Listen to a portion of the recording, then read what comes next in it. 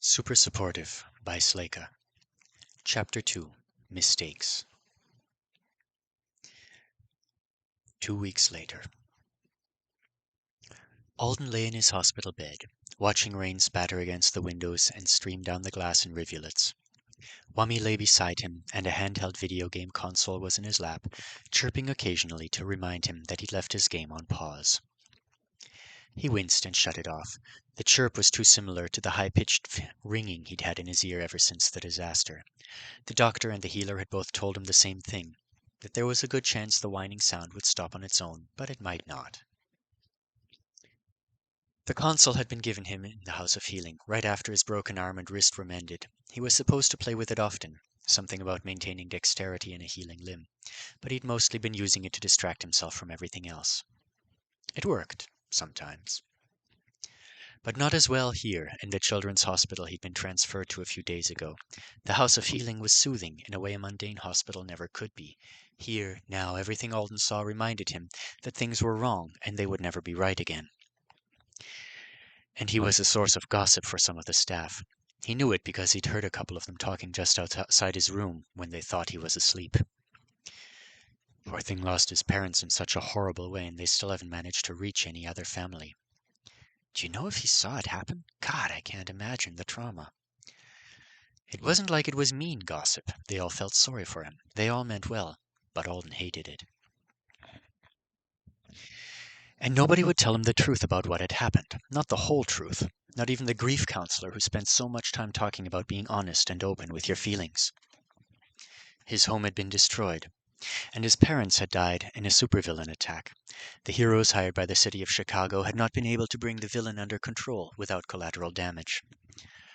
Alden didn't know what that meant. How had they died? Why couldn't he see their bodies? Which supervillain was it? Why had they wanted to hurt Alden's parents? If one more adult told him it was all a terrible accident, one that was impossible for someone his age to understand, he was going to throw his console at their lying smile. Just as he thought that, Nurse Amanda knocked once and then came straight in. At least she wasn't smiling. In fact, she was wearing a worried frown. "Alden, sweetie," she said, "someone has come to visit you. Now, you don't have to see her if you don't want to." "Who is it?" he asked quickly. Alden had seen a few different visitors. His teachers had visited him 3 times, and she'd brought handmade get-well-soon cards from the entire 3rd grade. A couple of the nurses from the House of Healing had come as well, and the children's choir director from his father's old church had driven all the way from Nashville with a tray of cupcakes and cheese straws. Visitors were good. Visitors filled the room with noise so that Alden didn't have to hear his own thoughts. "It's Hannah Elber, sweetie, the superhero." Alden froze, his mind flicking automatically to his dark ruined bedroom, to flashing lights and a body, the body of the villain, lying there torn open. The memory had a foreign feel to it, like it belonged to someone else, but at the same time it was too detailed and clear. He hadn't seen Hannah or Arjun since the day it happened. He'd been in the bubble, covered by the blanket, for what felt like a long time. When the comforter was removed, he and Hannah were together. She'd written him lots of notes explaining what was going on and what was happening. "You are injured, but you will be all right. My spell is keeping you safe and calm. We are going to the House of Healing. They will help you. It will not hurt.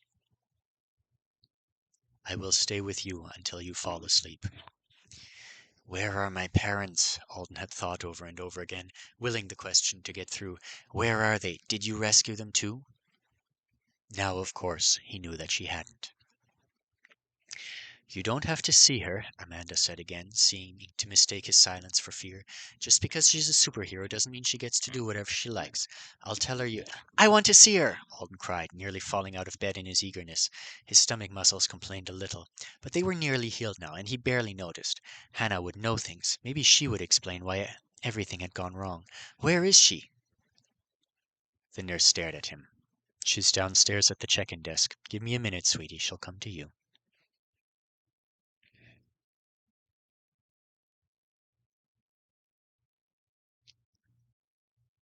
"Oh, man," Hannah Elber muttered, staring at her reflection in the polished metal of the elevator door. "I don't think they're going to let me in, Cly. I'm going to have to go rogue and climb out the side of the building or something." That'll be a great look on the 6 o'clock news, her friend said dryly through her earbud. And I'd like to see you try it. You failed hard on the rock wall every time in gym class. I should have come sooner. I was waiting for them to find the kid's aunt so I could talk to her and get permission. Only it's starting to seem like they're never going to track the lady down, which just makes everything so much worse. Hannah, it's not your fault his parents died. It is. It's really not. Shut up about it. No, you had to stabilize a building, and a crazy situation fighting against a villain with weird-ass powers. You aren't perfect. You did your best. Arjun did his best. It wasn't quite enough. Mistakes happen to all of us at some point in our careers. That's all there is to it. For a moment they both fell silent. Is he, Cly hesitated, is he going to be all right? Hannah closed her eyes. You should have seen his face, Cly. Killing a civilian has always been his biggest fear, and the way he had to take the villain down this time, he'll never trust me to do my job again, and why should he? Hannah, nobody blames you, not even Arjun. Hannah shook her head. I promised him, she said quietly. I told him I had his back. I told him he could go all out. That's our whole reason for teaming up.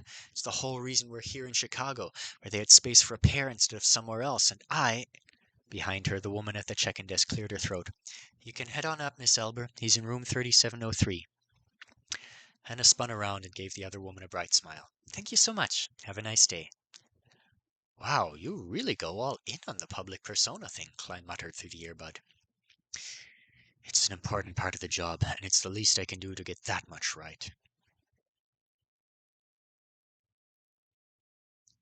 Alden was by himself when the superhero arrived. It had taken actual begging to get the nurse to leave him alone with his visitor, but she finally relented. He could still hear her murmuring rules and warnings to Hannah through the door, though. His heart was racing. Excitement, nerves, a little bit of fear. He'd only met a hero once before the accident. It was in first grade. The school had held a special assembly, and a hero named Electric Yo-Yo had come to talk to them all about staying safe during emergencies. Heroes are helpers, just like firemen and police officers, Yo-Yo had said, flinging a little orb of green lightning around the stage and calling it back to him like it was a pet. Our powers might look scary, but that doesn't mean we'll hurt you. If one of us gives you instructions, be sure to follow them, so we can keep you safe. Yo-Yo had been funny. He'd given out pencils and stickers. Alden couldn't imagine him tearing someone in half. Finally, Hannah stepped through the door, interrupting his thoughts. She had a nervous smile on her face. Her hands were in the pockets of her motorcycle jacket, which just looked like normal clothes right now, without the sparkle of magic coating it. Her brown hair was pulled back in 2 French braids. Hi, Alden, she said. I just came by to check on you. Is that okay? She didn't come an inch closer until he nodded. When he did, she walked over to the chair beside his bed and sat down. The vinyl creaked under her weight. They stared at each other for a minute, neither of them blinking. Then Hannah licked her lips and said, So, I don't know if you remember me, but I'm Hannah. Hannah Elber. My friend and I remember, Alden said quickly. How could I forget? Oh, good. I thought maybe you wouldn't because of the spell. You were awake inside of it, which was pretty unusual. How are you feeling? Did they get you all patched up? I'm okay. My ears make a lot of noise. They have to keep me here until they're sure my stomach's better. Right, you got stabbed by a big hunk of metal. Flew right through your window. That had to hurt. I'm so sorry about that. It had hurt. He remembered being in agony before he was in the bubble, but that memory was like the rest of the night. It was clear, but it felt like it belonged to someone else. I never got to see it, he said. What?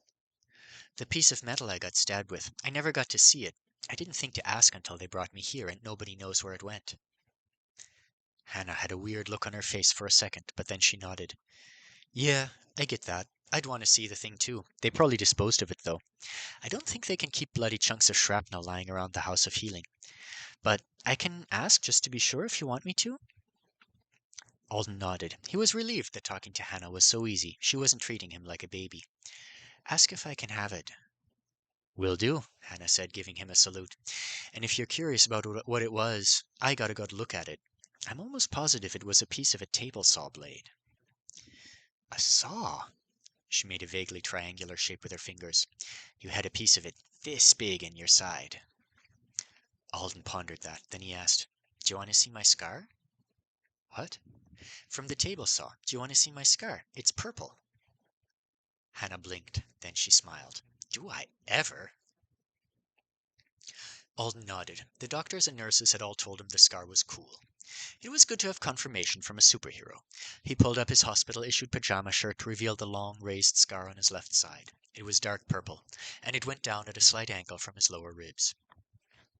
Hannah made a big deal over it, too. "Interesting scars are like collector's items for supers," she told him. "That one's great. It doesn't hurt much anymore." "I'm glad," said Hannah. "They had a real healer patch you up, since it was a superpower-related incident. You'd normally be out of the hospital already, but a healed body can suddenly revert. It's incredibly rare, but since you had a strange reaction to my bubble of patient waiting, they're being extra cautious with you." "The silver bubble spell?" Hannah nodded. "I'm sorry," she said. "Normally if I put a living being inside it, they lose awareness. If I'd realized you were awake in there, I wouldn't have let you see that." Alden felt his face fall. "Oh, right. I had important questions to ask her, and she might not stay long." "Was that the villain who killed my parents?" he asked. "The guy who was on my floor?" "Yeah," Hannah said, sitting up straight and clasping her hands together on top of her knees. "Yeah, that was the bad guy. Didn't anyone talk to you about him?" Alden flopped back on his pillows. He gripped the blanket tightly. "No. Nobody answers my questions with actual answers. They just say nice-sounding words that don't mean anything."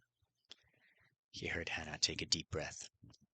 After a beat, she said, "Well, that's not fair to you, but maybe they just don't know enough to tell you everything. I'm not sure how much information regular people actually have right now. Probably a lot of gossip. Only a little bit of truth. I can answer questions if you want. It doesn't have to be today. We can wait until you're out of the hospital, or—" "Why did the villain kill my parents?" Alden asked immediately, twisting the blankets in his hands. "Was he trying to rob us? Or was he mad at them? Why?" He'd wondered and wondered. Maybe if there was a reason for the terrible thing that had happened, it would all start to make sense. Hannah gulped. "Well, he was a U class. Do you know what that means?" "Unique." A couple of Alden's favorite heroes had unique classes. They weren't necessarily stronger than the other heroes, but they had unusual powers that didn't fit into the normal set of classes people were granted when they were chosen by the Artonan system. Right. He'd just been called by the system a few months ago, from what we understand, and he got his unique class and his first skill. Instead of registering and coming to live on an Isidora island or in another hero zone like he was supposed to, he started using his power on civilians. It was an unexpectedly familiar story to Alden. In movies and television shows, the supervillain was almost always someone who refused to register their power and abide by the law. He hadn't realized it was something that would happen in real life. Hannah sighed. He had a power that's never been recorded before, and it was really strong and deadly. "What power?" Uh, it's pretty scary. Are you sure you want to know the details?" Alden nodded. "Okay," the superhero said. "It was some kind of transfer ability. It took strength and vitality, maybe other things too, from his targets and transferred them to him. So the more people he hurt, the more powerful he became." "They were having an early Halloween party at a club a few blocks away from your apartment building. He went there and started draining people. It took a really long time for people at the party to notice. It was loud and crowded. He blended in, and he killed several people before someone realized something was wrong and called emergency services." She shifted in the chair and it creaked loudly again. "The other heroes working here in Chicago were busy and dispatch didn't realize how dangerous the situation was, so they only sent me and Arjun. When we got to the club, it was bad. The villain's power fed itself. The more people he killed, the more powerful he got. And as he grew stronger, he could kill people even more quickly. He was moving almost like a speed agility type by the time we got there, which was bad for us because Arjun and I don't have the mental specs to deal with true super speed." She grew quiet, and when Alden glanced over, he saw that she was staring off into space, her lips pressed together. He didn't want her to stop talking, not until he knew everything. "What kind of avowed are you?" he asked, feeling a little proud he'd remembered the proper name for people chosen by the system. "What power do you have?" She shook herself and looked over at him. "I'm an adjuster. A rank. I know that doesn't tell you much because there's a lot of variety with adjusters. I focused my skills on stabilizing and freezing isolated patches of reality." Seeing his blank expression, she gave him an apologetic shrug. Yeah, it's kind of a complicated one. Just think of the bubble you were in. I received that spell recently. It makes a space that keeps everything inside it from changing. I don't think it actually stops time. Can't get a straight answer out of anyone I've asked. But it's almost like that. So, even though you were badly injured, when I wrapped the bubble around you, you stopped bleeding. Your mind was supposed to stop working too, but magic can be weird sometimes. Nothing hurt anymore, said Alden. I couldn't move, and I couldn't get excited or scared like normal. I'm glad. I'm going to study the spell more so I can figure out exactly what happened. I thought you might be terrified to be trapped in there.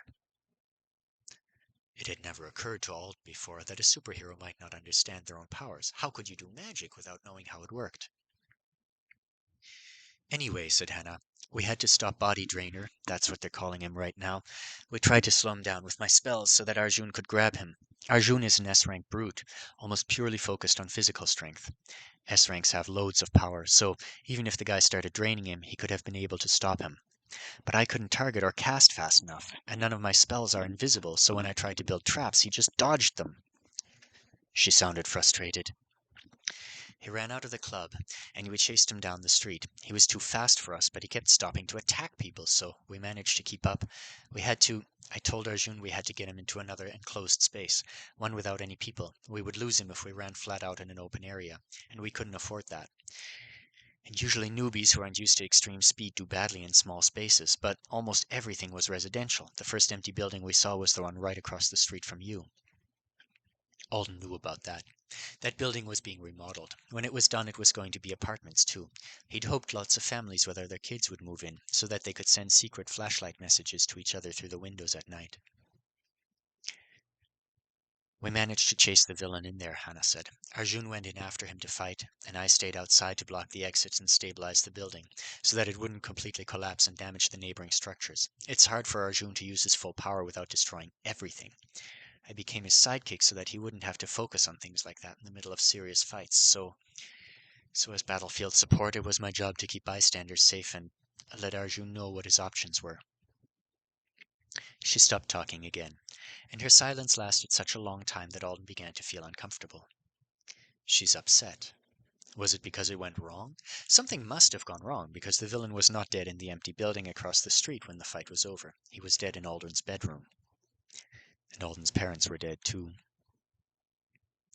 I was making stable zones where they were needed to absorb the force of Arjun's strikes, but I was spread too thin, and Body Drainer started showing off some weird energy skill we still haven't figured out.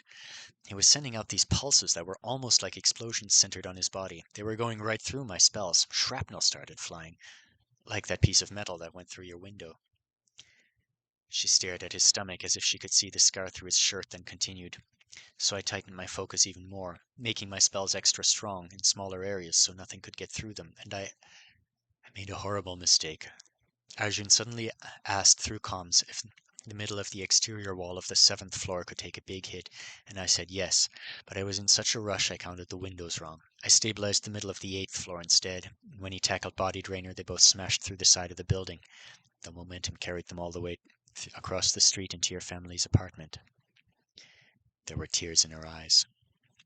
The ringing in Alden's ears seemed to have gotten louder all of a sudden. Her lips were trembling. I'm so sorry, Alden, Hannah said. It was my fault. Don't... You might hear things from others, all kinds of weird guesses and rumors, but you should know the truth. Alden was doing exactly what he was supposed to be doing. He did everything right in a bad situation. Your parents died because a teenager thought it would be cool to be a supervillain, and because I made a stupid, awful mistake in the middle of a serious situation. Alden's vision blurred. A huge racking sob welled up inside him. He tried to hold it back, but it was like trying to hold back the tide. He started crying, every bit as hard as he had when they first told him his parents were gone. It just wouldn't stop. His body ached with it. His pillow was getting wet. Nurse Amanda burst into the room and Alden screamed, "Get out! Leave me alone!" so loud it made his throat hurt. Hannah Elber, the superhero, ran from him like he'd attacked her. Nurse Amanda ran toward him, whispering words of comfort. For some reason Alden couldn't understand in the burning pain of the moment, this was exactly the opposite of what he'd wanted.